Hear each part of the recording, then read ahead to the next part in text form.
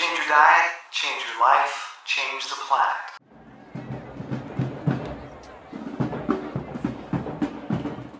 Hey everybody, it's Tim Van Orden with another episode of Getting Started. Raise your hand if you're having a hard time getting started today.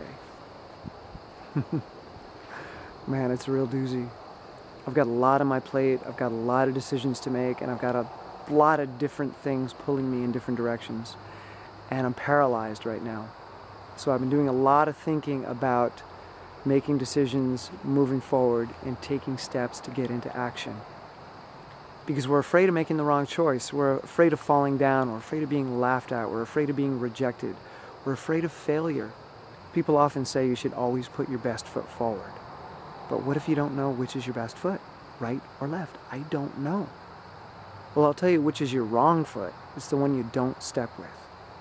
Because if you're not stepping at all, you're not getting into action. And if you're not getting into action, you're not getting anything done. You're trapped or stuck in the paralysis of analysis, which is where I am right now. So I'm out here about to take some steps, about to make some decisions. And I'm not going to worry about whether I'm putting my best foot forward or not. Because as long as I'm putting a foot forward, any foot, best or worst, I'm still moving forward. I'm still in action. And if I choose the wrong foot, well, it's only a little step, because I'm a big fan of baby steps, remember? And if I make a mistake, it's going to be a little mistake, and then I can recover from it.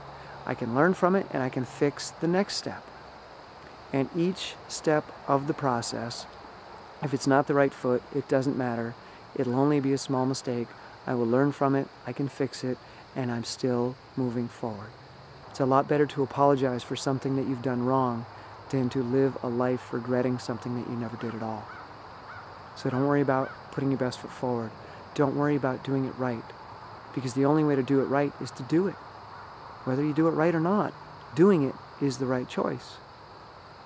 But then you've got books like The 4 Agreements, which I used to really like, but the more I think about it and the more I apply this stuff, the less it works. Because one of those agreements is to always do your best.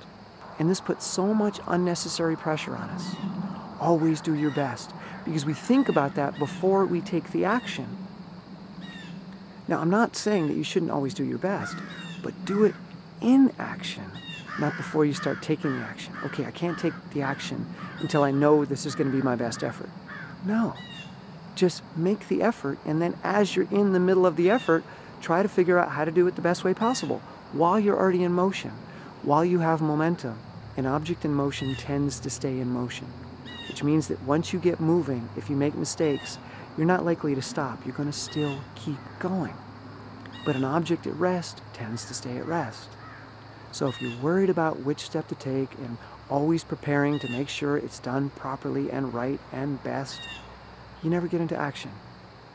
An object at rest tends to stay at rest. So don't worry about doing it right. Just do it. Because doing it wrong is often the only way to do it right. All right? See ya.